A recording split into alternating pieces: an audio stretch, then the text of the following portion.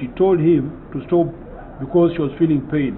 Olwaleero omulamuzi w'ekiwayi kya kkooti enkulu ekiweesa bakalintalo ekya International Crimes Division Richard Wejuli Wabwire lwasaze eggoye ku misango egibadde givunaanibwa Junior tukwasibwe okumala emyaka 6. In 2006 emisango egibadde gimuvunaanibwa kubaddeko okukabasanya abaana 6, okukusa abantu, okuddukanya ekitongole ekirabirira abaana nga talina lukusa n'emirala.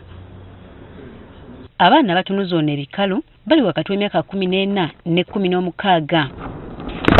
Oluvannyuma lw'okusingibwa omusango, tukwasibwe abadde asaba omulamuzi Wabwire okumuwa ekibonyerezo ekisaamusaamu olw'obuvunaanyizibwa bw'alina ng'omusajja.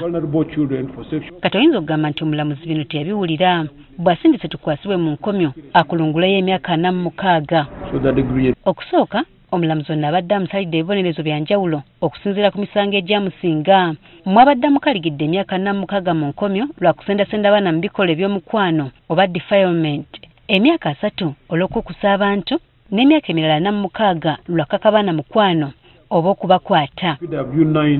Kyokka oluvannyuma yejjuludde emisango gyonna n'agimusibira emyaka 46.